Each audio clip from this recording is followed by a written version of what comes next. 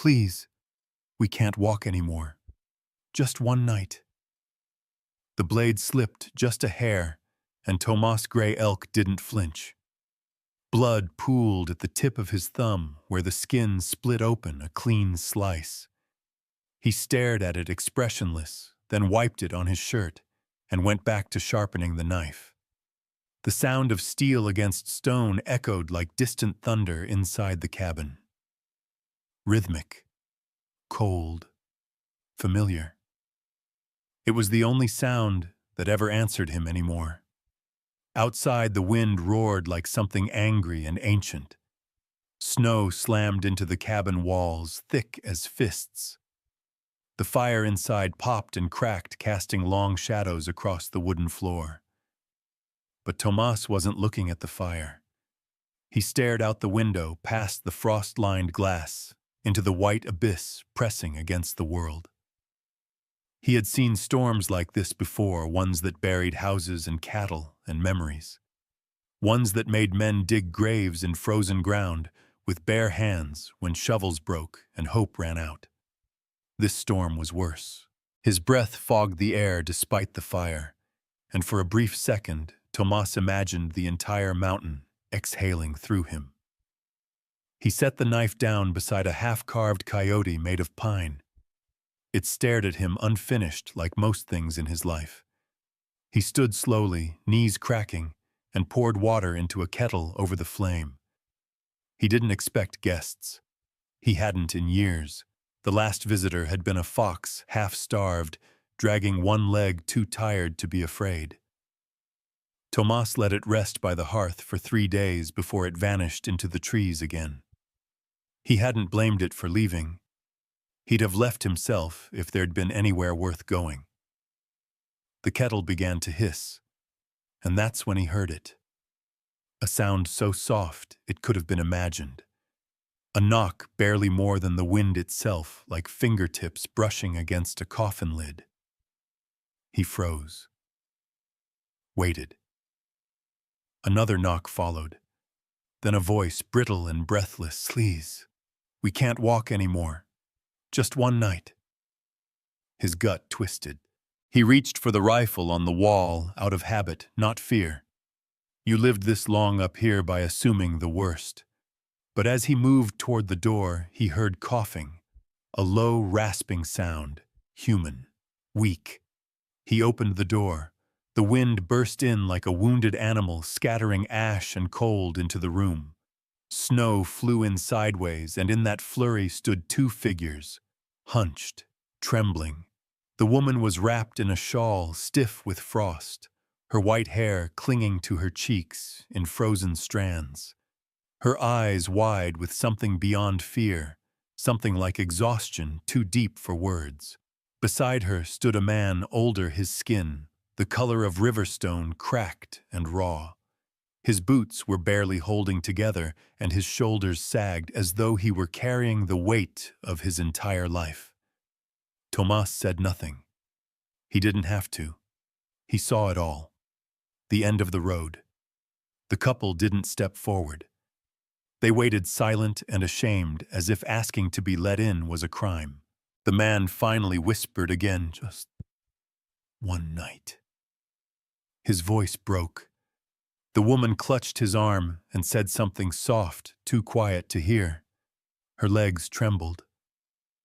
Tomas stepped aside. It was instinct. Maybe something older than instinct. Maybe something that came from the memory of a woman he once called mother, who had let strangers into their cabin during a storm like this and died from the fever they carried. He never forgave the strangers, but he remembered the kindness. The couple entered slowly, as if they feared the warmth might burn them. Inside, the firelight painted their faces with color again. The woman gasped, clutching her chest. Tomas closed the door. The wind outside moaned in protest, then quieted, shut out for now. He motioned to the hearth. They sat huddled like children lost in a dream. For a moment, no one spoke. The crackle of fire was the only heartbeat in the room. Then Tomas ladled stew into 3 tin bowls. It wasn't much root vegetables, bone broth, some wild hare. But when he set the bowls down, the couple stared at the food like it was a miracle. The woman murmured, "It tastes like the winters before we lost everything." Her voice cracked on the word everything. Her husband didn't correct her. Tomas sat across from them. He didn't eat. He watched. They weren't ghosts, but they were close. He noticed the way the man's fingers curled protectively around the spoon like it might be stolen, and the way the woman kept glancing toward the window as if afraid the storm might come bursting through again. They weren't running from weather. They were running from grief. He recognized it like an old scar. After a long silence, he finally spoke. His voice was rough from disuse. "Where were you headed?" The man looked up. His eyes were dull, but still held flickers of defiance. "Nowhere left to go," he said. "Our ranch is gone. Roof caved in. Cattle froze. We walked until we couldn't," the woman added quietly. "I thought if we could reach town, someone might remember us." She smiled then. Not a happy smile. A tired one. One that knew better. Tomas didn't respond. He looked at the fire. It bent low, licking the pot gently, almost like a dog curled at your feet. He thought of his father buried in a snowdrift after trying to cross a ridge too late in the season, and his mother burning with fever while he sat helpless, 15 years old, and already learning that survival and mercy didn't always coexist. He had built this cabin to forget. But now memory was sitting at his table, wrapped in rags, eating his bread. He stood and threw more wood on the fire, not because it needed it, but because he couldn't stand the silence. Not that kind. The woman looked at him kindly. "You live here alone?" He didn't answer. She nodded anyway. "My husband did the same after our boy died." He stopped talking. "Built fences no one asked for." She paused. "I guess silence is easier than forgiveness." That line hung in the air like smoke. Tomas didn't move, didn't blink. He just stared at the flames and listened to them speak in ways he never could. The snow hadn't stopped. It whispered against the windows like something ancient trying to be let in. The cold pressed against the cabin walls, but inside the air was thick with heat and the scent of wood smoke and stew. Tomas Gray Elk sat in silence, staring at the fire, though his eyes weren't really watching the flames. His gaze was fixed on something behind them, somewhere far off, buried beneath the years. The two guests were still asleep. Miriam lay curled on the blanket nearest the fire, her chest rising slowly beneath the tattered shawl Tomas had hung to dry beside her. Elias was across from her, still wrapped tight, his breathing uneven, a hollow rattle now and then cutting through the quiet. Tomas had been awake since before the first light. He wasn't used to this much breathing in his cabin. 3 bowls sat on the table, cold now, with bits of broth and bone at the bottom. Tomas hadn't cleaned them yet. He couldn't bring himself to. He just kept looking at them. 3 bowls. That felt like a strange kind of miracle. By mid-morning, the old man stirred. Elias groaned and tried to sit up, failing twice before Tomas crossed the room and offered an arm. The old man flinched at first, surprised by the contact. Then he let out a hoarse laugh. "Didn't think you'd still be here," he said. "I live here," Tomas replied. Elias squinted. "You sure place feels like it belongs to the storm." Tomas helped him settle near the fire. He ladled fresh stew into tin bowls, leftovers from last night that had soaked up more flavor overnight. He handed one to Elias, then another to Miriam, who blinked awake as the scent hit her. She took the bowl in both hands and held it close like a sacred thing. They ate without talking for a long while. It wasn't silence out of awkwardness. It was reverence. Hunger does that makes things holy. Then somewhere between two slow bites, Miriam whispered, "It tastes like the winters before we lost everything." Her voice cracked on the word everything. Tomas didn't speak. He didn't need to. The silence he offered wasn't empty. It was respectful. It held the weight of a man who understood what loss sounded like, what it tasted like. Elias set his bowl down. His hands trembled slightly. "We used to have a ranch down in Ouray," he said. "Horses, chickens, even a windmill." "You believe that a windmill? Out in the middle of Colorado?" Miriam smiled faintly at the memory. Her lips moved as if repeating names that had long since slipped away. "The cattle froze last winter," Elias continued.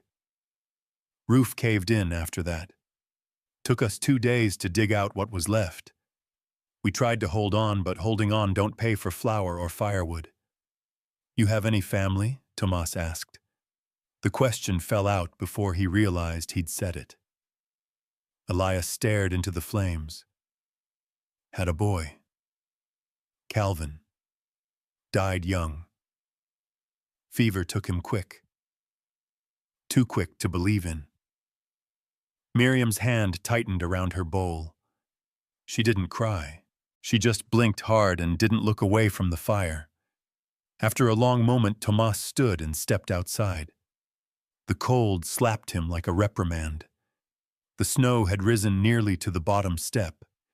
He grabbed an axe and began chopping the frozen wood stacked against the wall. He wasn't out of firewood, but he needed to break something that didn't break back. The rhythm helped. Strike, split, stack, breathe.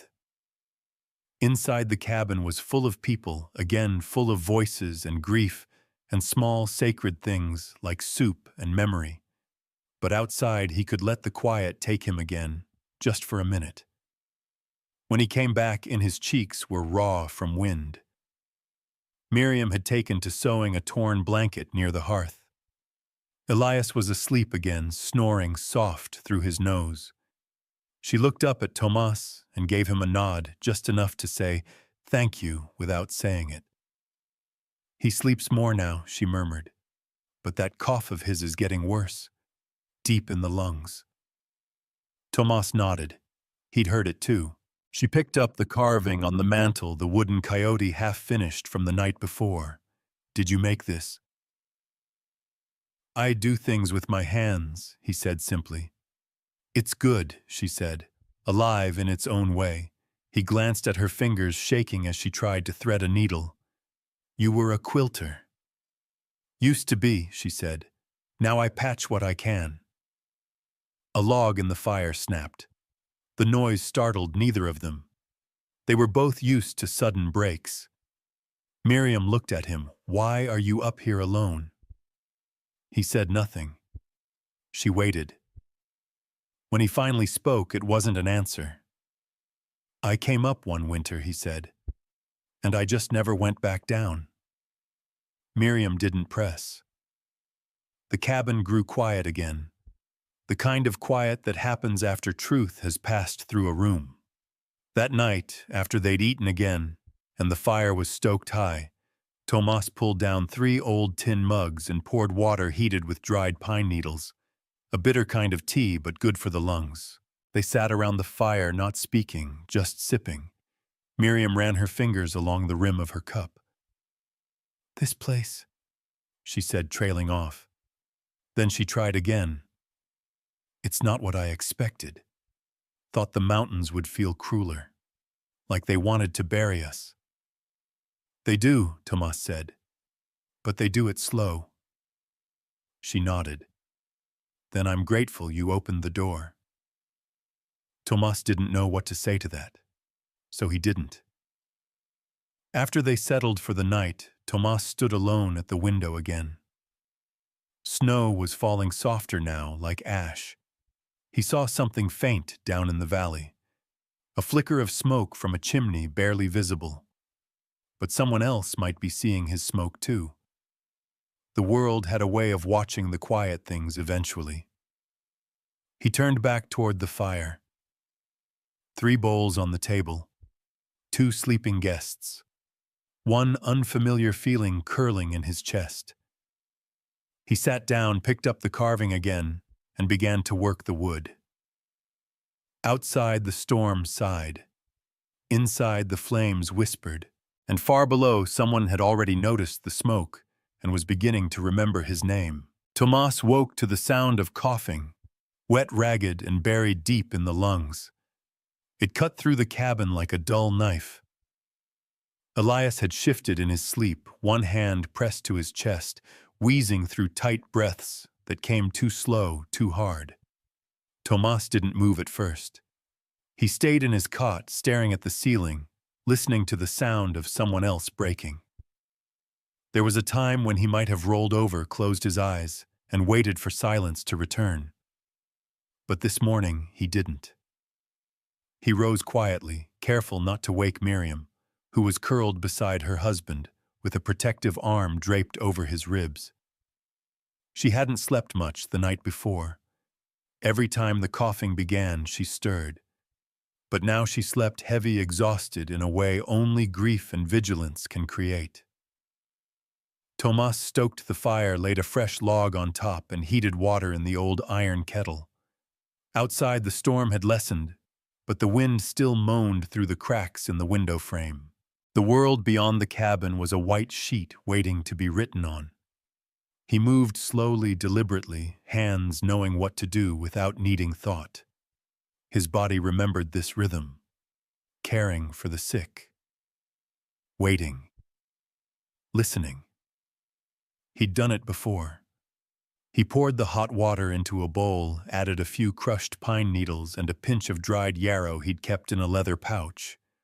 He stirred it with the handle of a spoon, then carried it to Elias, whose eyes were half open, now filmy and unfocused. "Try this," Tomas said, kneeling beside him. Elias took a breath that sounded more like a groan, but drank. The steam lifted into his face, softening the deep lines etched by years and cold and memory. "Thank you," the old man managed. "Didn't think you'd care?" "I do," Tomas said, and surprised himself a little. He stayed beside Elias until the cough eased.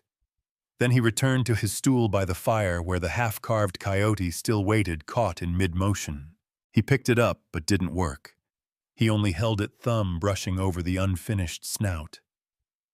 Miriam stirred not long after. She rose with a groan, rubbing at her back before glancing toward her husband. She moved to his side, knelt, checked his breath, touched his forehead. "He's weaker today," she said softly, not looking at Tomas. "I know." She reached for the bowl he'd drunk from, touched its rim. "You did this?" He nodded. She gave a small smile. "You've done this before." "I was young," he said. "Once." Miriam settled by the hearth, pulled the quilt tighter around her shoulders, and stared into the fire. Her face looked older than it had yesterday, more hollow in the cheeks. But her eyes, they still burned. "You ever have children?" she asked. "No."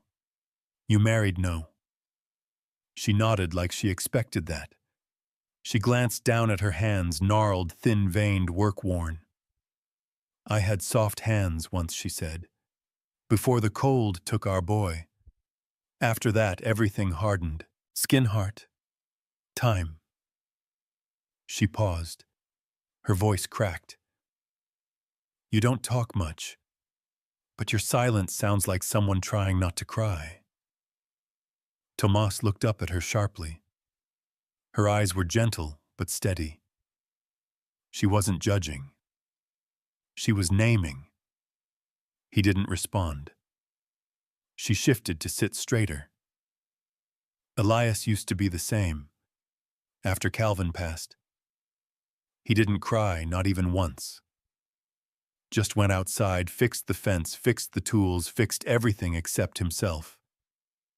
Tomas stared into the fire. The flames moved like a language he almost remembered. "I buried my mother right outside that ridge," he said after a long moment. "Fever. Winter came early. We were the last ones up here. I'm sorry. She told me to go for help. I was 16. I waited too long. Thought I could handle it. She would have forgiven you. She never said she did. Some things don't need saying." They sat in the silence again. Outside, snow tapped the roof like a ticking clock. Later, Tomas chopped more wood. The axe bit into the frozen logs with dull thuds. His hands were stiff, but the movement helped. Every strike sent steam into the air, his breath visible in sharp bursts. He didn't chop because they needed it. He chopped to keep from feeling everything else. When he came back inside, Elias was asleep again. Miriam was sewing the edge of the old quilt, her fingers trembling. "I've always believed hands can heal things," she said, not looking up. "If you let them." Tomas set the wood by the hearth. He stood there just watching her needle move. "What happened to your hands?" she asked gently. He looked down at them. Scarred, calloused. One pinky finger bent a little wrong from an old break. "They killed things," he said. "Built this place, that's all." She met his eyes. "They can build again." He didn't answer. That night he brought out the old chessboard buried in a wooden chest under his cot. He hadn't touched it in years. Miriam smiled when she saw it. "My son used to beat me in 3 moves," she said. "You want to try?" She nodded. They played in silence while Elias slept. Tomas let her win. She let him think she didn't notice. Before bed, Miriam pulled the blanket higher on her husband's chest and leaned down to whisper something into his ear. Then she touched his forehead like she was memorizing it. Tomas stood by the door, hand resting on the latch. He wasn't looking out into the night. He was watching her. When the fire dimmed and the cabin darkened, Tomas remained sitting by the coals, the half-carved coyote in one hand, his knife in the other. He didn't carve. He just held them and thought of the things he'd buried, the ghosts that didn't knock. Outside, smoke drifted again into the night sky. And far below in the valley, Ruth Two Rivers saw the line of it through her frost-covered window. She stepped closer, narrowed her eyes, and whispered under her breath, "That smoke ain't been seen in 5 winters. Something's changed up there." She reached for her coat. Because whatever was happening on that mountain, it wasn't just weather, and she could feel it in her bones. The wind that morning was gentler, less of a scream, more of a breath. Snow still clung to the trees, but it no longer came down in sheets. The sky was a pale, tired gray, like it was trying to decide if it should let the sun through. Inside the cabin, the fire burned low and steady, its light casting long shadows across the plank floor. Tomas sat by the window, shoulders hunched, a fresh piece of pine wood in his hands. The half-carved coyote from before now sat on the mantel, beside a candle next to the small wooden bird Elias had whittled 2 nights prior. Tomas had polished it, sanded its edges smooth. It wasn't just a carving anymore. It was company. Behind him, Miriam moved quietly. She'd taken to sweeping out the corners, organizing what little food remained on the shelves. The way she moved, slow but purposeful, gave the cabin a strange feeling of normalcy, like this was just another winter, not survival borrowed day by day. Elias hadn't eaten much since the night before. He lay bundled under 2 layers of blankets, his breathing shallow, a wheeze at the end of every exhale. He hadn't spoken since dawn. Tomas stood and stirred the pot above the fire. Root stew again. It was all they had, but the smell was good, strong, and earthy. He ladled 3 bowls and brought them to the table. Miriam helped Elias sit up just enough to sip from his bowl. He only managed a few mouthfuls before drifting back down. Tomas sat opposite Miriam, watching her more than eating. "How long were you two married?" he asked, the question slow and almost unfamiliar in his mouth.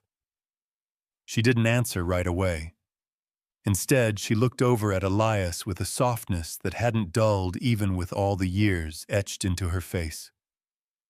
52 winters, she said finally. That's a long time. Long enough to forget how to be alone, she replied. They ate in silence for a while. Outside, a crow landed on the railing, shook snow from its wings and cawed once before flying off. When they'd finished, Tomas picked up the little wooden bird and turned it over in his hands. It was simple, rough in some spots, but full of life. He made this with a broken knife and no strength in his hands, he said. Miriam smiled faintly. He said it was for you, something to keep you from going too quiet. Tomas didn't smile, but he held the bird a little tighter. He stood and placed it on the mantel beside the coyote and the candle. When the firelight flickered, it cast a strange, moving shadow behind it, like the bird was flying in flame. He used to carve birds for Calvin, Miriam said, her voice catching. Said they reminded him of freedom. Tomas glanced back at her. You think this mountain's freedom? Miriam didn't answer for a long moment. Then she looked out the frosted window and whispered, even the cold tries to shine sometimes. He followed her gaze. The snow outside sparkled faintly under the morning light. It looked beautiful. But Tomas knew better. He knew how beauty could lie, how it could disguise hunger, grief, and the quiet suffocation of being forgotten. Later that day, Tomas took the axe and stepped outside to chop more wood. The sun had started to break through the clouds, casting thin yellow lines across the clearing. The snow crunched under his boots. The wind had calmed, but the cold was still sharp enough to bite. As he worked, he caught a movement at the tree line. A fox, thin limping, watched from between two pines. Tomas paused mid-swing, the axe heavy in his hands. He stared at the animal, unsure if it was real or memory. The fox blinked slowly, then turned and vanished into the brush. He stood there for a minute longer, listening. There were no other sounds. No birds, no trees creaking. Just stillness. The kind that makes you think maybe the mountain is holding its breath. Inside, Miriam sat beside Elias, dabbing his forehead with a cloth. He was burning now, despite the snow outside. She hummed under her breath, an old tune Tomas didn't recognize. Something southern, maybe. Something meant to comfort children. That night, after a quiet meal, Tomas lit the candle on the mantel. The bird's shadow danced again. He stared at it, letting the moment stretch. The flame flickered against the walls, against the faces of the people around him, against the things they'd brought into his life without asking. Miriam looked at the bird, and then at him. He hasn't made one of those in years, she said. Used to carve all the time, but after the ranch failed after Calvin, he just stopped. Why this one? Because you made space for him, she said. You didn't talk. You just let him be here. Tomas didn't reply. He didn't need to. His chest ached in that slow, low way that wasn't pain exactly, but memory. Something like gratitude wrapped in guilt. The fire was still high when Miriam finally laid down. Elias was already asleep. Tomas remained seated, turning the coyote in his hand, now running the blade slowly down its side, shaving away the roughness. He didn't know what he was making anymore. A coyote. A dog. A memory. Maybe it didn't matter. The cabin had changed. It was still made of wood and nails and smoke. But it breathed now. It carried voices again. It carried names. He thought of the old fox, of the child he never had, of his mother's voice calling from behind a fever, of the old couple asleep on his floor, strangers no longer. He set the coyote down beside the bird. The two carvings sat like sentinels in the firelight, watching, waiting. And then he heard it again. The faint echo of a knock. But not from the door. From the past. Miles down the valley, Ruth Two Rivers rode along the old timber trail with her coat pulled tight and a scarf over her mouth. The sun was low now, golden behind the peaks. Her horse moved slowly but steady. She reached the bend that gave her a full view of the North Ridge. There it was. Smoke. Thin. Steady. Alive. She narrowed her eyes, whispered under her breath, and nudged her horse forward, because the mountain had stopped whispering, and it was finally starting to speak. The sky was clear over the valley for the first time in a week. Light spilled across the snow, like someone had torn the clouds wide open. From the front porch of the general store in Ouray, Ruth Two Rivers sipped her coffee, squinting toward the northern ridgeline. There, just above the tree line, a single curl of smoke rose into the blue. She lowered her mug slowly, brows pulling together. "That smoke ain't been seen in 5 winters," she muttered. "Something's changed up there." She turned and walked briskly across Main Street, snow crunching under her boots. Inside the sheriff's office, the stove crackled low and steady, filling the room with dry heat and the smell of old iron. Sheriff Walter Harlan sat behind his desk, boots propped, whittling a stick into something shapeless. He looked up when she stepped in. "You see smoke too?" he asked, already knowing.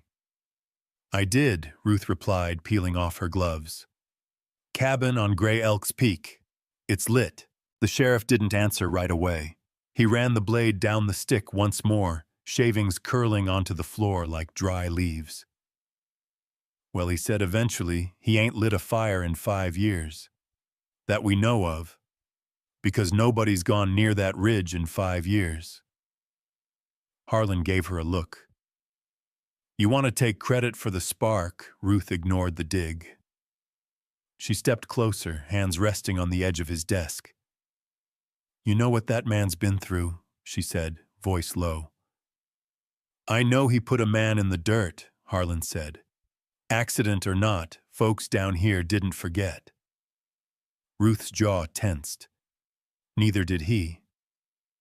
That's why he disappeared. The sheriff sighed, leaned forward, and set the stick aside. He rubbed his hands together like he was trying to get rid of something that wouldn't quite come off. "Why now?" he asked. "Why start a fire this week, this storm?" Ruth hesitated, then said, "Because maybe he's not alone up there anymore." That got Harlan's attention. He raised a brow. "You saw something?" "No, but I feel it." He leaned back, skeptical. "You feel it, huh?" She met his gaze, unblinking. "Something's different. That smoke's not just heat. It's rhythm." The sheriff stood slowly and looked out the window. The town was quiet. Nothing moved but wind. "Fine," he said. "We'll check it tomorrow." "Storm's breaking." Ruth nodded once and left without another word. Outside, she glanced up at the ridge again. The smoke still hung there, thin and steady, like a thread stitching 2 worlds together. Back on the mountain, Tomas knelt beside Elias's bedroll, hand pressed gently to the old man's chest. His breathing had slowed, but not in a good way. Each inhale took longer, each exhale less sure. Miriam sat beside him, her hands folded in her lap, unmoving. Her eyes followed every rise and fall of Elias's chest, as if counting down. "I tried everything I had," Tomas said quietly. "Herbs, heat broth." Miriam didn't answer. Outside, the snow had started melting in thin, glassy sheets down the cabin roof, but inside it felt colder. Tomas stood and moved to the stove, adding another log, watching the fire catch. The shadows moved around the room like ghosts remembering how to walk.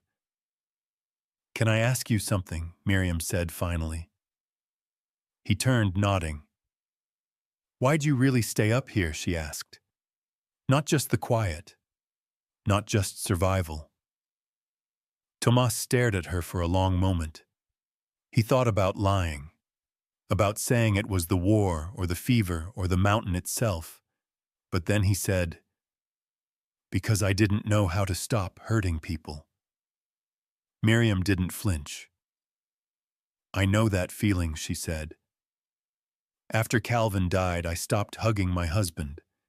Didn't want to feel how broken he was. Thought maybe I'd break more." She turned her head toward Elias, her voice trembling. But he waited. Every winter, every frost. He waited for me to come back to the part of myself I'd left in that boy's grave. Tomas sat across from her. "You did, eventually," she said. "But not before we lost other things." Silence settled again, but this one felt earned, mutual. Then Elias stirred, coughing, trying to speak. Miriam knelt quickly, taking his hand. "I'm here," she whispered. He opened his eyes, weak but clear. "Bird," he murmured. "What love?" He motioned toward the mantel. "The bird," he said again. Tomas rose, took the carving, and placed it into Elias's hand. The old man held it close, like it was made of gold, not pine. "Company," he said faintly. "For the road." Miriam smiled through tears. "We'll walk it with you far as we can." Elias's eyes fluttered shut again, but his breathing steadied just a little. That evening, Tomas sat alone by the fire, while Miriam dozed beside Elias. The cabin was dim but warm. Outside, the sky had gone soft with stars.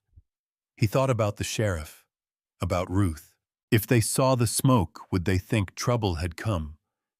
Would they ride up with rifles and hard faces ready to remind him of the past? Maybe. Or maybe, just maybe, they'd see what Ruth saw. Hope. A flicker in the cold. In town, Sheriff Harlan locked up his office and stood outside for a long while staring north. Ruth stood beside him now, coat drawn tight. "You ever think maybe we judged too quick?" she asked. The sheriff didn't look at her. "I think people judge fast when they're warm," he said. "But freeze 'em long enough and they remember mercy." She nodded.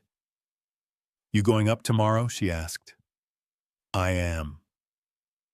"Alone," he paused. "No. Bring some hands. Supplies, too." She looked at him sideways. "You think he needs supplies?" "I think we do," he said. "A little grace, maybe." She smiled faintly and walked off into the dark. Above them on the mountain, the smoke still rose. Not frantic, not a cry for help, just a fire that hadn't died. The coughing started before sunrise. It was the kind that bent the body. That deep choking kind, the kind you felt in your back and behind your eyes. Tomas woke to the sound of it, already knowing. Elias was burning up. The old man's skin was slick with sweat, despite the cold outside his shirt clinging to his chest, breath rattling like a broken screen door in the wind. Miriam knelt beside him, damp cloth in hand, her mouth moving in prayer that had no words. Tomas added 2 more logs to the fire, then filled a kettle and set it to boil. He crushed pine needles with the heel of his palm and sprinkled in dried elderberry he'd been hoarding for winters like this. But some winters didn't want help. Elias stirred. He looked at Tomas, then at his wife, and tried to smile. It barely made it to his lips. "You look like hell," he whispered. Miriam gave a broken laugh and wiped his forehead. "Then we match." She turned to Tomas, eyes brimming. He's getting worse, she said softly. You know it. Tomas didn't answer. He knew. They gave him broth that evening, lifting him gently to sip from a spoon. He swallowed with effort, like every drop was a stone. Afterward, Tomas propped him up with an extra quilt, and the three sat by the fire as night closed in. Elias watched the flames, his voice dry as parchment. I used to stare into fire like this with my boy, he said. He'd ask if it was true that stars fell to earth and hid in the logs. I told him hell yes, and they came alive if you fed them right. Miriam held his hand tightly. Tomas said nothing, only watched the flames flicker across Elias's face. You ever lose someone like that? Elias asked him. Tomas nodded once. My mother. Fever took her, fast. And still you stayed up here. I didn't come here to live, Tomas said. I came here not to feel. Elias gave a slow, rattling breath. Did it work? Oh, Tomas said. It never does. The fire popped. Outside, the wind picked up again, pushing snow against the windows like fists begging to be let in. Later that night, Miriam hummed an old hymn while Elias slept. Her voice was thin but steady, the kind of melody you don't hear much anymore, the kind folks only sing when they're waiting for someone to die. Tomas sat at the table carving aimlessly. His hands worked without purpose, shaving curls from a block of wood he wasn't trying to turn into anything. Just movement. Just rhythm. Just trying not to listen. Miriam's humming faded. She looked up at Tomas and said quietly, He doesn't have much time. Tomas met her eyes. Do you want me to go? She said quickly, then softer. I want him to know he wasn't alone, that he died with someone keeping the fire alive. Tomas stood through another log on the fire. The sparks danced up the chimney like whispers climbing to heaven. Elias stirred around midnight. Tomas helped shift his weight. The old man's eyes fluttered open for a second and locked on Tomas. You did good, Elias whispered, keeping her warm. Tomas's throat tightened. Rest, old man. I'm tired, Elias said. But I'm warm. He died warm, Miriam whispered later, tears sliding silently down her face. That's more than most do. At dawn, Tomas chopped wood for the coffin. He worked in silence, the sharp rhythm of the axe the only sound on the ridge. The wood split clean. Pine old and dry, just like Elias would have liked. Every piece he touched, he ran his hand over, making sure it was smooth, solid. No gaps, no splinters, no shortcuts. Inside, Miriam sat by the body. She didn't cry anymore. She just kept humming. The coffin came together by afternoon. Simple, square, strong. They wrapped Elias in the quilt he'd slept under. Tomas carried him alone up the ridge behind the cabin. Miriam followed, shawl whipping in the wind, face pale but unbroken. The trail was half frozen, barely visible under the packed snow. Tomas knew every rock by heart. The same path he used to walk with his father before the old man vanished into a storm one March morning and never came back. At the top, beneath a tall spruce tree, Tomas began to dig. The ground was stubborn, cold all the way down, but he didn't stop. He dug through roots, through ice, through the ache in his back and the tremble in his legs. And when he couldn't dig anymore, he kept going. Miriam stood over the open grave, her hands clasped to lips, moving without sound.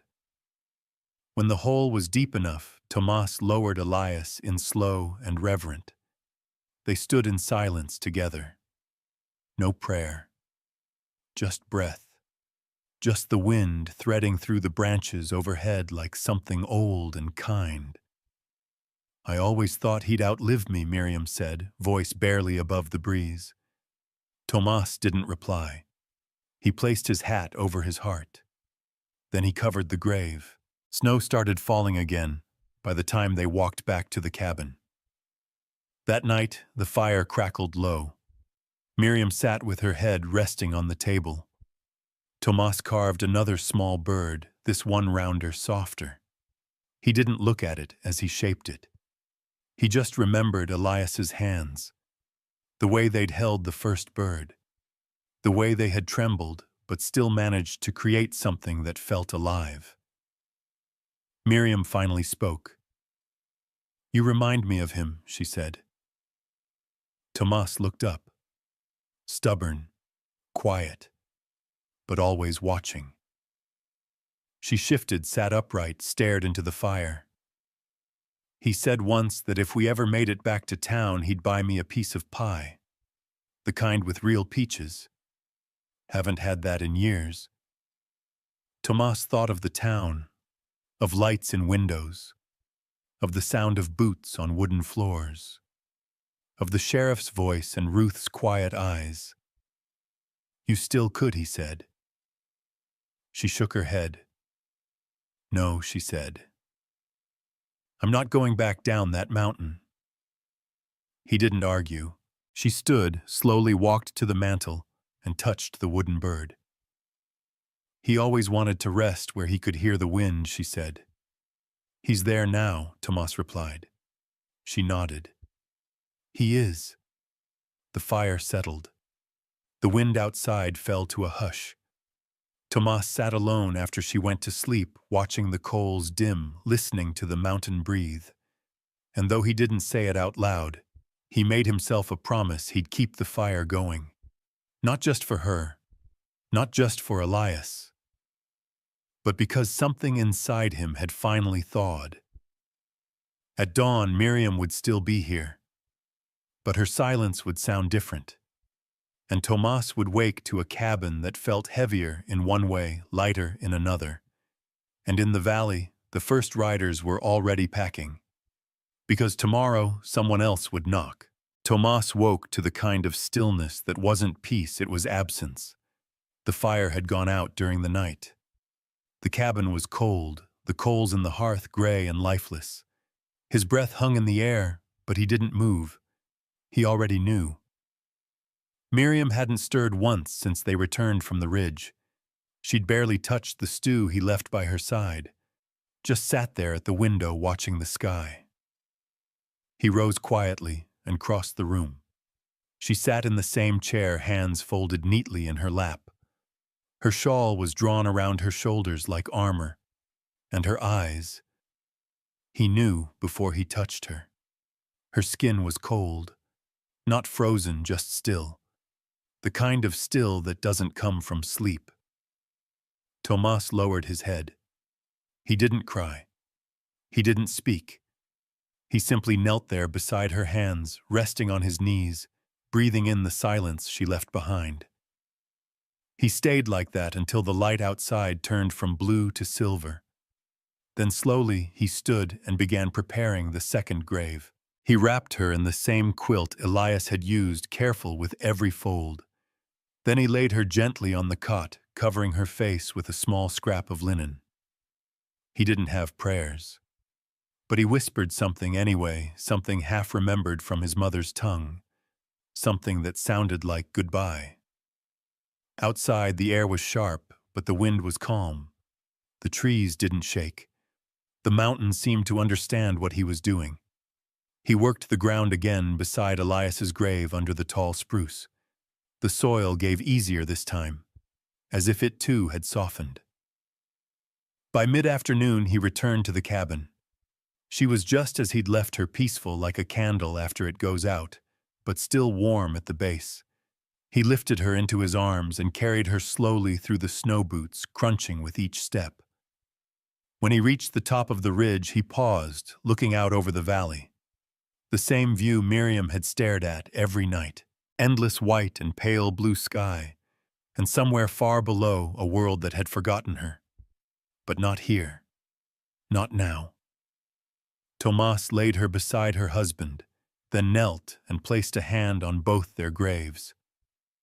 "I think I left my heart out there under that tree." The wind picked up just slightly, as if acknowledging the truth of it. He returned to the cabin alone, the emptiness hitting harder than before. It wasn't just that the room was quiet. It was that it no longer echoed. The sounds that had lived here for weeks, soft laughter, coughing, humming, had all gone out with the last breath. That night, Tomas lit 2 candles. He set them inside the bowls they'd eaten from. He didn't clean them, didn't scrape away the last bits of root and broth and ash. He let them sit, flames flickering low, dancing like memory across the wood grain of the table.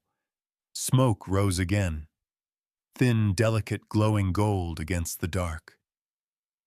In the valley, someone saw it. Sheriff Walter Harlan sat on horseback halfway up the trail, coat drawn tight, hat pulled low.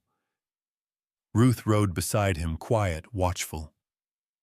Behind them, 3 men carried supplies, blankets, dried meat, a tin box of medical kits. They hadn't spoken much since sunrise. The climb was steep, and the silence seemed to fit. When they crested the last rise before the ridge, the sheriff slowed his horse. "There," he said, pointing with his chin. The smoke was steady, not frantic, not a signal. Just living. "You think he's all right?" one of the men asked. The sheriff didn't answer. Ruth's eyes narrowed. She leaned forward slightly in her saddle, whispering something under her breath.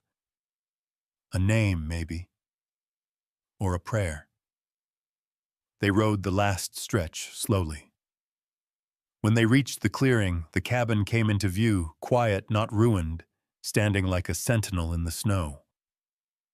Tomas stood outside, hat in hand, back straight, eyes on them. The sheriff dismounted first, his boots sinking into the powder. "We saw smoke," he said. "Thought something was wrong." Thomas shook his head. "Nothing's wrong," he said. "Just saying goodbye." They followed his gaze to the ridge behind the cabin.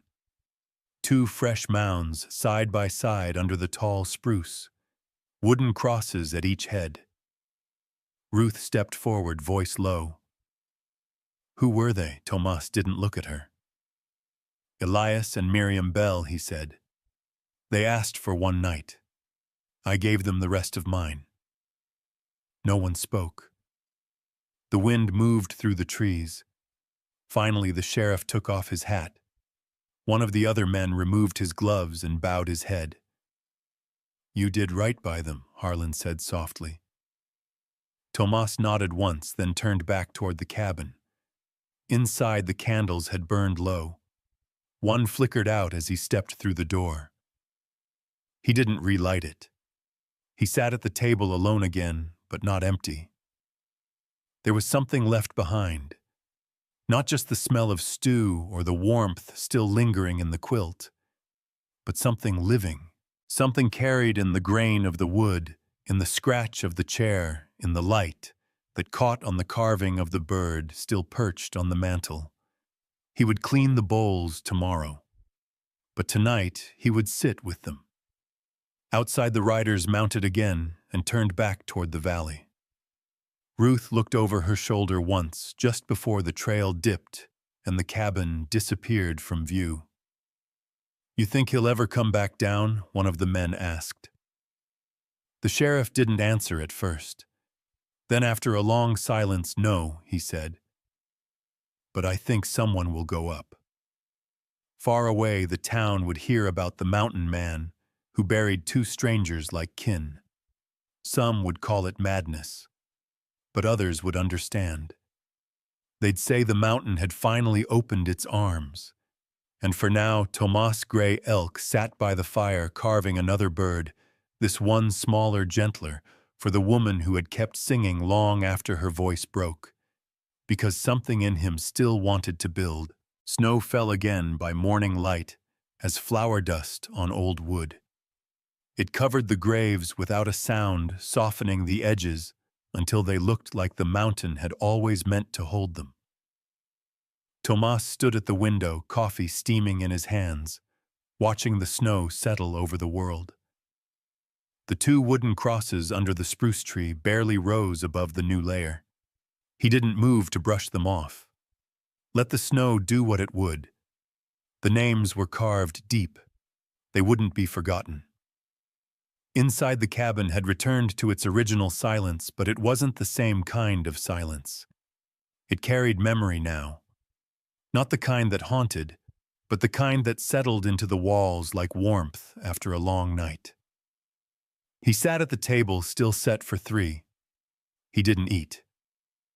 The bowl in front of him was full, untouched steam rising in slow spirals. The 2 other bowls held candles again, flickering low and steady. They burned without fear, like they'd been here all along, waiting for someone to remember they belonged. Tomas turned his attention to the small bird on the mantel. Elias's bird.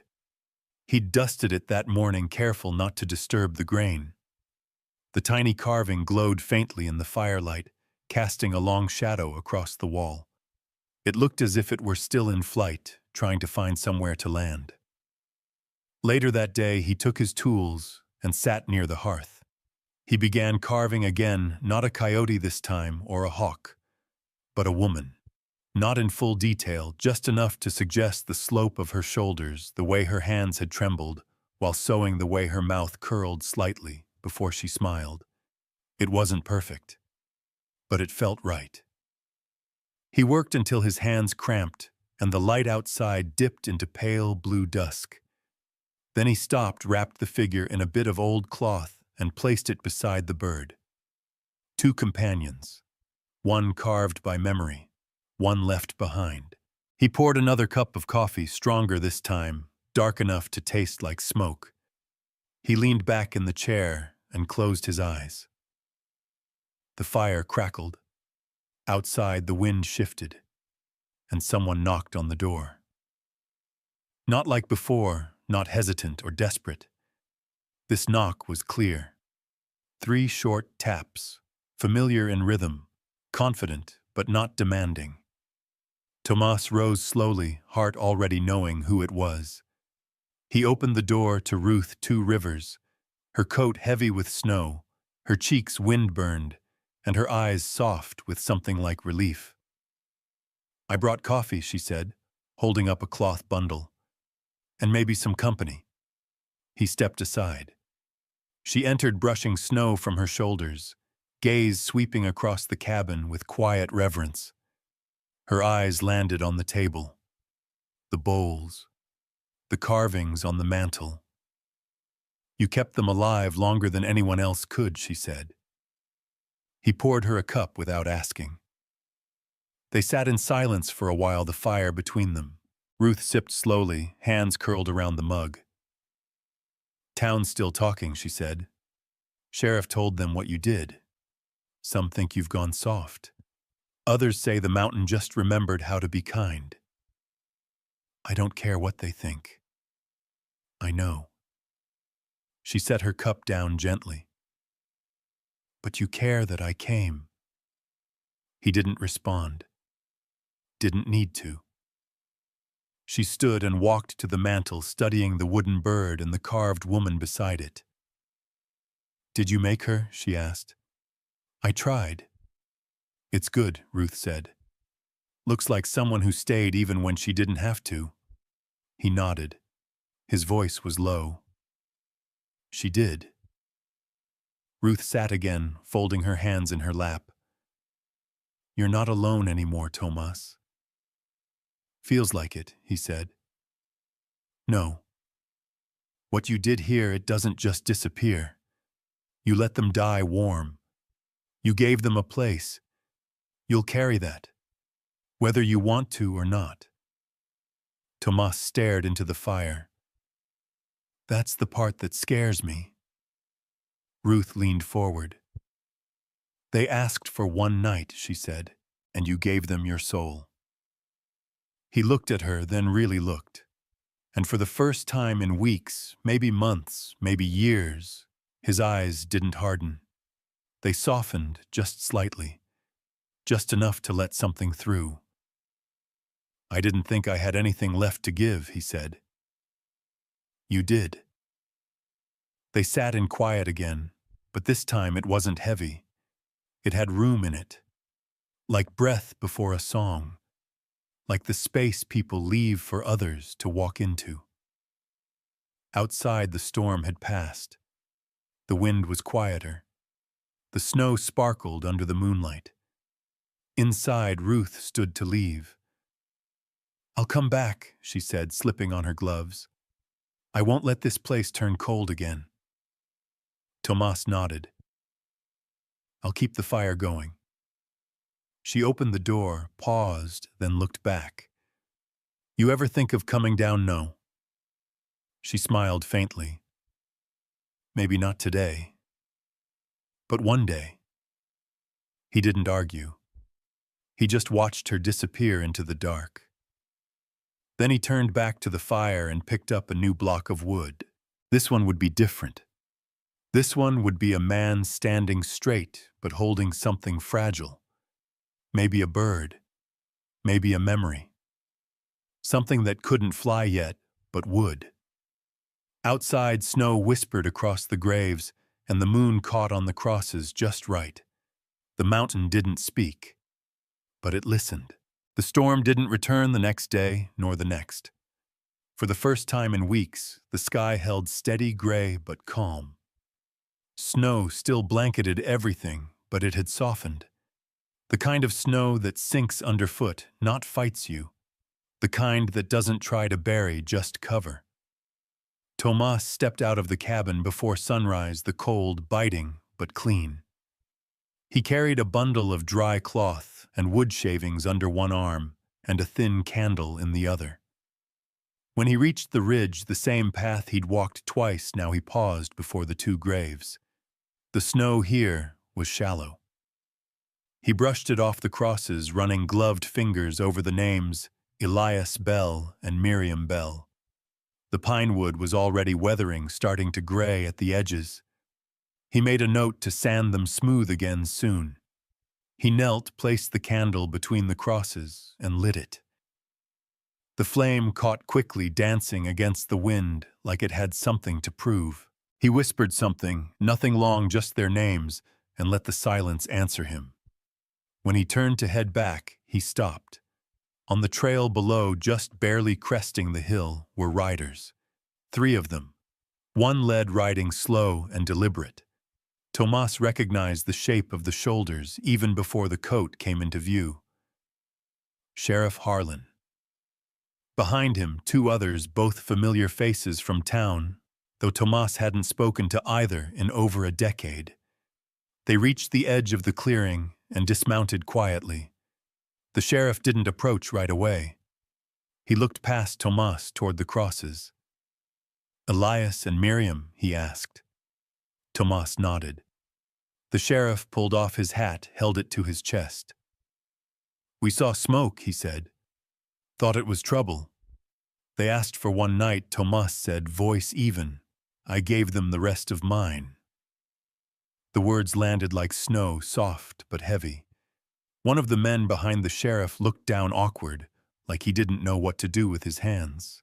The other removed his gloves and crossed himself. "They were strangers?" the sheriff asked. "They were people," Tomas replied. The sheriff nodded slowly. "They must have mattered," he said. "You buried them like family." "They were," Tomas said simply. The wind moved through the trees behind them, not howling, just brushing against the world, like a gentle reminder that time was still passing. The sheriff cleared his throat. "You could come down, you know," he said. "Town's not what it used to be. I'm not what I used to be. That's not a bad thing." Tomas studied him for a long moment. "I belong here," he said finally.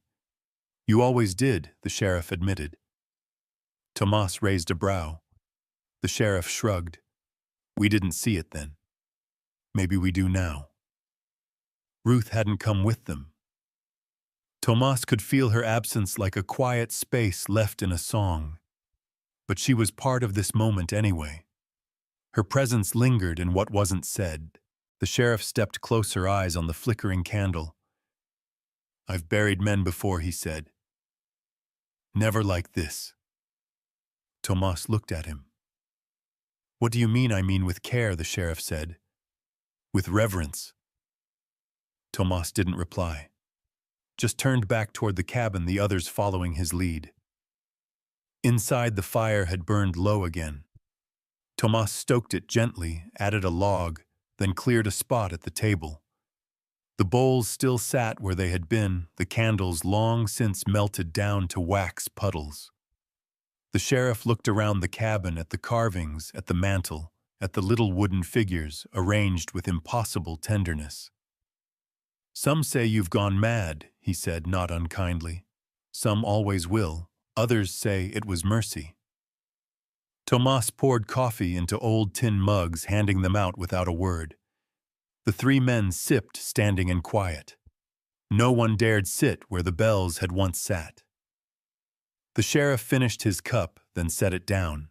"Well," he said, "we'll be heading down before nightfall. Just wanted to see for ourselves." "You've seen it," Tomas replied.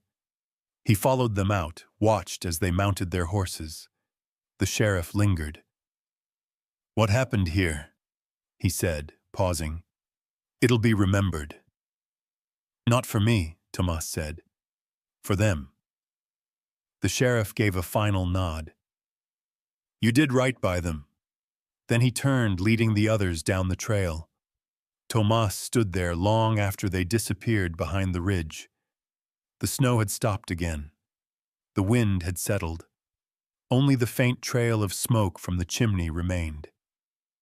In the valley, word spread by nightfall. The mountain man had taken in two strangers, buried them like kin. Some folks shook their heads, called it madness, said the cold had gotten to him, that he'd finally lost what little mind the war had left him with. But others, older ones, quieter ones, said different.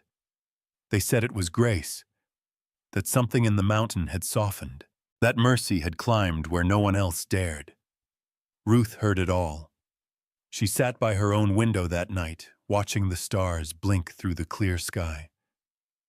Somewhere out there, she knew Tomas was still awake, still carving, still keeping the fire. She whispered into the stillness of her home, "Sometimes the fire's not for warmth, it's for memory."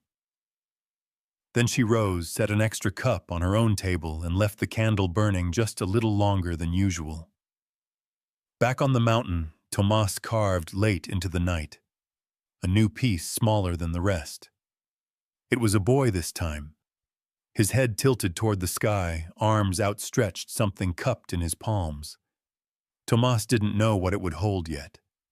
Maybe a flame, maybe a bird, maybe both. The fire beside him crackled. The shadows stretched and danced. Outside, the mountain was quiet again. Not empty, just at peace. The sky was bruised with morning light when Tomas stepped outside again. The cold was sharp, not cruel like the mountain had teeth, but wasn't biting anymore. His breath clouded in front of him, and the snow crunched differently now, crusted with ice and softened underneath. A slow thaw had begun. Not enough to make the world green again, but enough to let it breathe. He stood a moment longer on the porch, arms crossed, staring toward the ridge. The two graves were still visible, still holding their silence. And the candle he'd left burned all the way down in the night, leaving behind only a wax circle and the blackened stub of a wick. Inside the cabin smelled of pine soot and the faint trace of stew. He hadn't cooked in days, not properly. Hunger gnawed at him, but he ignored it. There was something else calling him now. He sat at the table, picked up the carving of the boy he'd started. He stared at the small shape in the figure's hands, just a dip, a cupped place waiting for meaning. He'd meant to carve a bird or a fire. Instead, he set it down and reached for a fresh block of wood. This one had a weight to it, a density. He turned it in his hand a few times, then set to work with the knife. The rhythm came naturally. Scrape, peel, pause, cut. He worked by instinct, not plan. Hours passed. Outside, birds returned. Just two. Small ones darting between trees like they weren't sure it was safe yet. Tomas looked up when he heard the knock. Not startled, expectant. He opened the door to find Ruth again, this time without a coat. Just a shawl and a tin of bread wrapped in cloth. "You're early," he said. "You're late," she replied.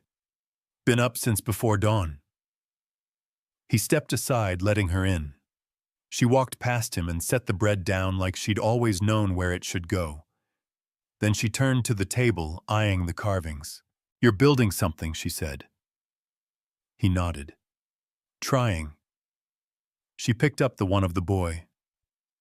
"What's he holding? I don't know yet." She smiled faintly. "That's the best kind of story, then." They sat without speaking for a while, the fire warming their boots, the smell of fresh wood and ash filling the air. Then Ruth leaned forward. "They're coming." Tomas's brow furrowed. "Who?" "People," she said. "From town. From the edges. Word spread. Word of what you," she said. "Them. The way you buried them. The fire. The silence you broke."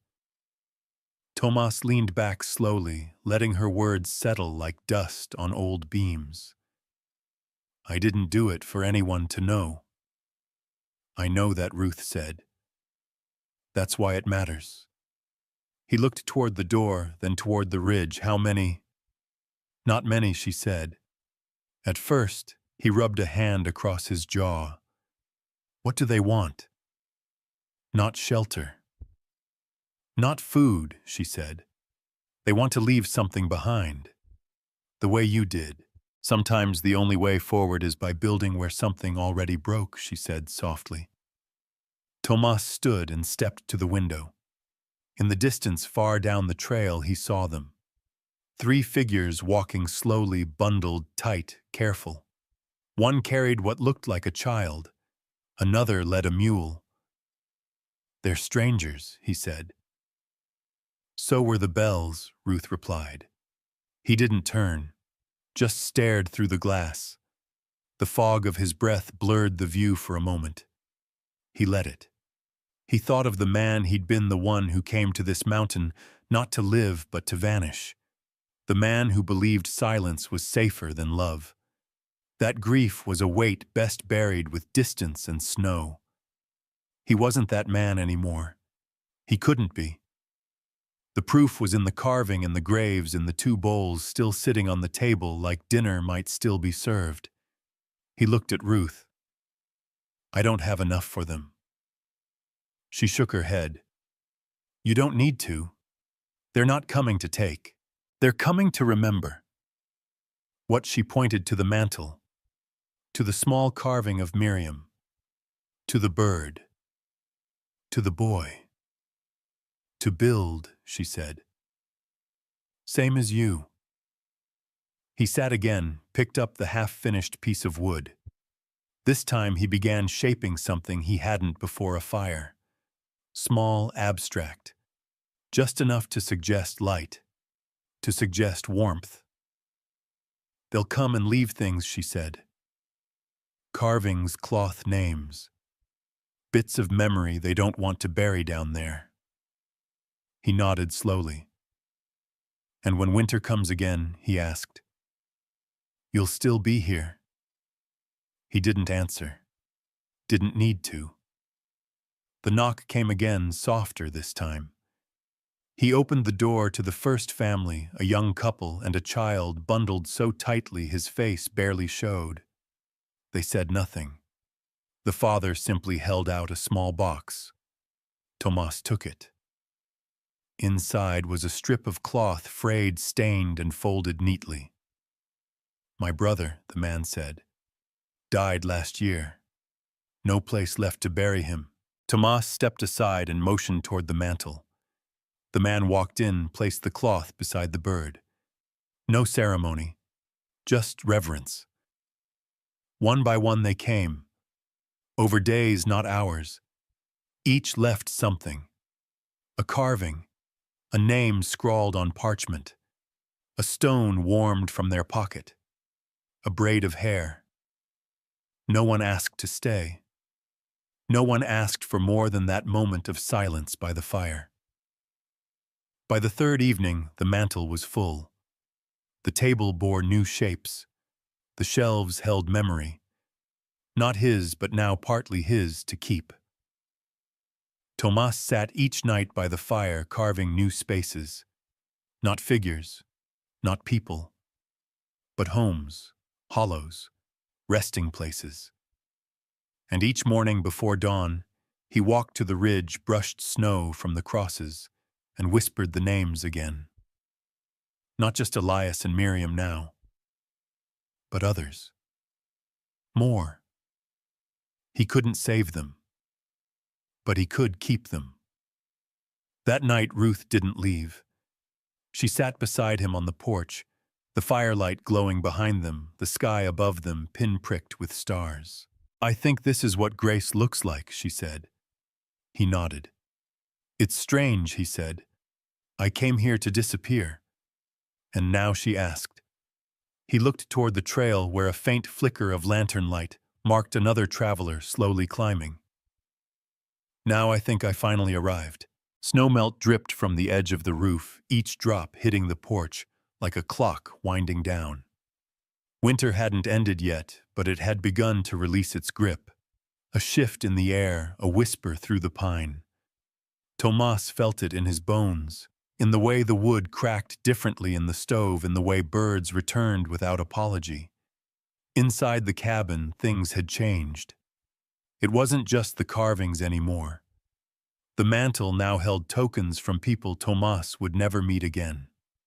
A ribbon, a wooden rosary, a worn photograph of a woman holding a baby, its edges curled with time. The shelves held new carvings, many not his, rough shapes made by uncertain hands left without words. The cabin had become a reliquary, not of death, but of persistence. Ruth stood by the table, brushing wood shavings into her palm, careful not to disturb the little figures. Her coat hung on the peg by the door now. She didn't ask to stay. She simply stopped leaving. They lived in rhythm, quiet, steady, respectful. She cooked. He carved. They sat by the fire most nights without needing to say much. And when they did speak, it was about small things, weather tracks in the snow, the quality of pine sap that year, until today. Today, something was different. Tomas had felt it before dawn, a pull in his chest, a restlessness in his hands. He stepped outside and saw the sky was the color of steel wool, bruised and flat, but not threatening. Still, it set his teeth on edge. He didn't trust it. By mid-morning, the knock came. 2 men. Strangers. They looked out of place in the snow, clean boots, town clothes, gloves that hadn't seen labor. One carried a notepad. The other had the voice of someone used to being heard. "We came to see the place," the louder one said. Tomas studied them. "Why?" "Because grief turns into legend, and legend turns into currency," the man said, stepping forward like it was obvious. Ruth stepped between them before Tomas could answer. "This isn't a museum," she said flatly. "We heard people leave things here," said the quiet one. "Names, keepsakes, like a shrine." "It's not for sale," Tomas said. The loud man smirked. "We're not here to buy it. Just want to talk. Maybe write it up. Let folks know where to find it." "I don't want folks to find it," Tomas said. "But they will," the man replied. "Word's already out. You're a story now whether you like it or not." Tomas stared at him long enough for the silence to become uncomfortable. Then he stepped back and shut the door. Inside, the fire popped, throwing sparks that danced and died on the stone. Ruth poured coffee, her movements stiff. "They're not wrong," she said quietly. Tomas leaned against the wall, arms folded. "They want to turn this place into something it's not." "They already have," she said. He didn't answer.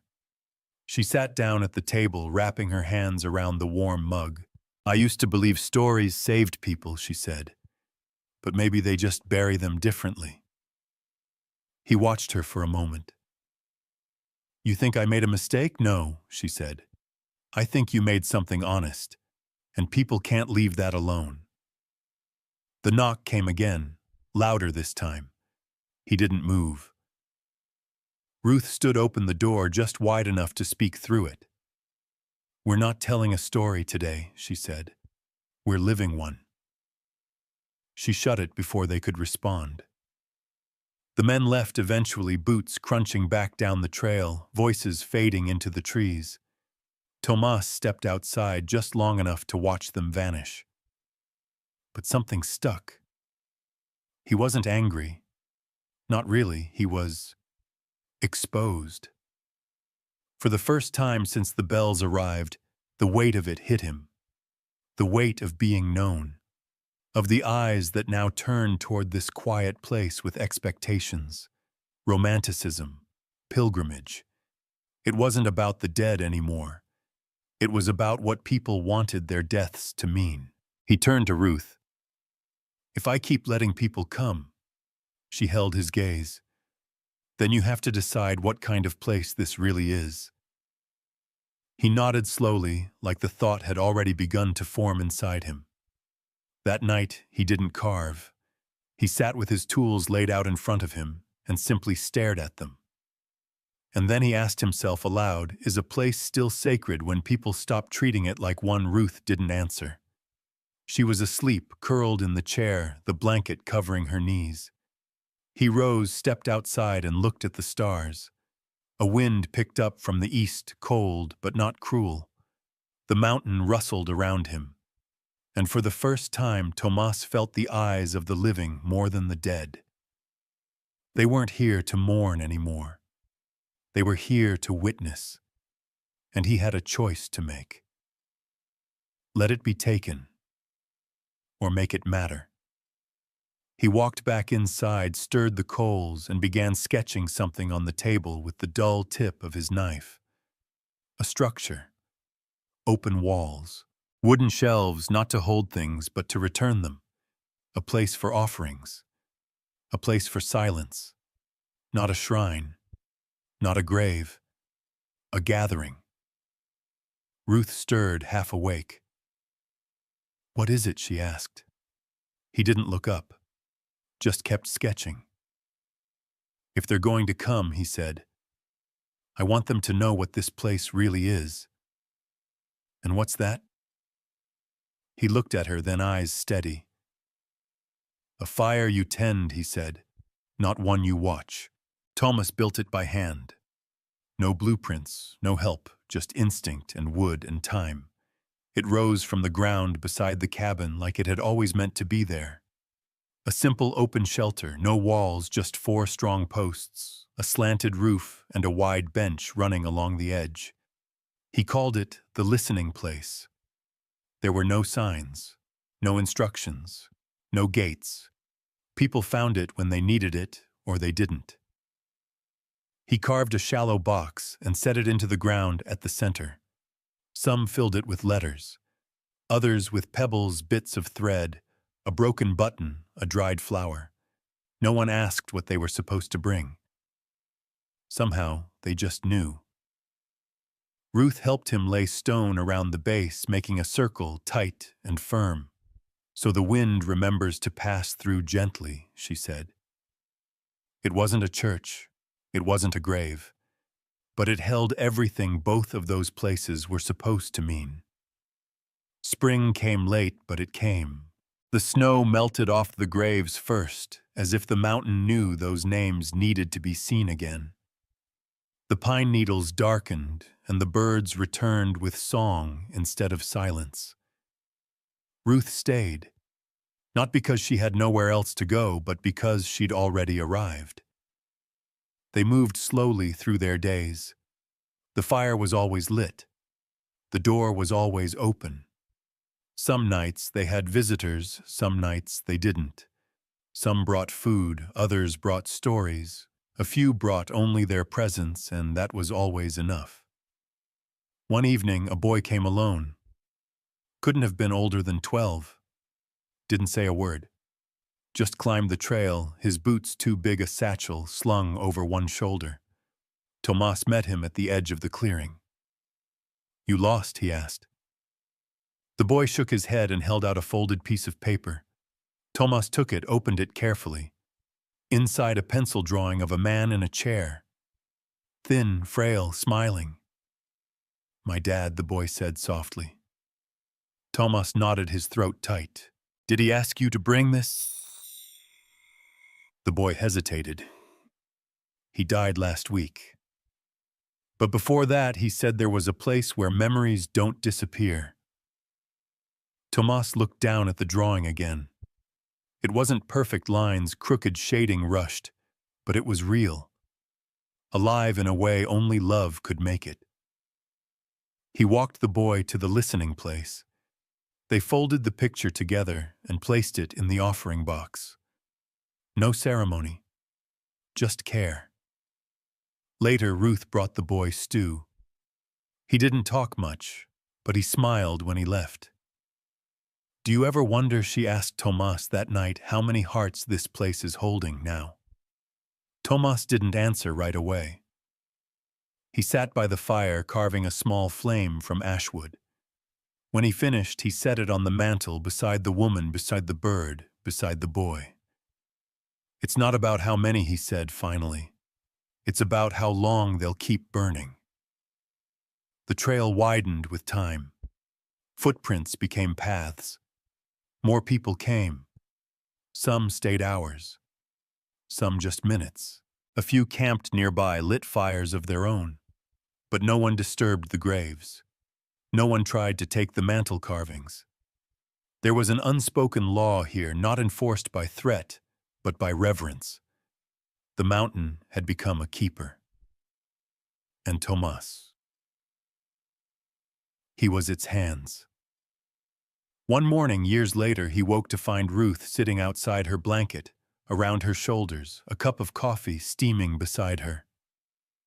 "They're building something down in the valley," she said. He stepped out beside her, rubbing sleep from his eyes. "A place for stories," she added. "A library. They want to include what happened here." He nodded. "They'll get it wrong," she said. "Probably. But they'll try." He smiled faintly. "That's enough." She looked over at him, eyes soft, wrinkled with time and peace. "You ever think of going down to see it?" "No," he said. "This is the chapter I stayed in." She chuckled. "And what about me?" "You're the one that turned the page." She leaned against his shoulder. "Then maybe we'll just write the rest of it together." And they did. Years passed like falling leaves. The mountain held more names. The listening place overflowed and was emptied again and again like breath. Children came. Old men came. Widows, soldiers, strangers, all with something to leave and something they'd never get back. And all of them were met with silence, firelight, and the knowledge that what they carried mattered. Tomas never left. He never needed to. His hands grew slower, but they never stopped. His last carving was the most delicate of them all, a hand open, palm up, with nothing in it. He said it was for the ones who hadn't arrived yet. When he passed, he wasn't buried in the ridge beside Elias and Miriam. Instead, they built a bench under the spruce tree facing east. They carved his name into the wood, small and neat, Tomas Gray Elk.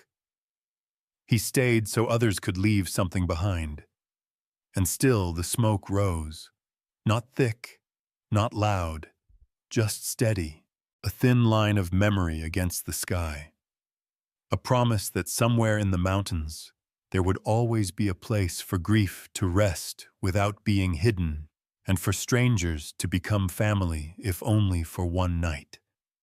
Because the heart doesn't ask for answers. It asks for witness. And the fire tended long enough becomes a home.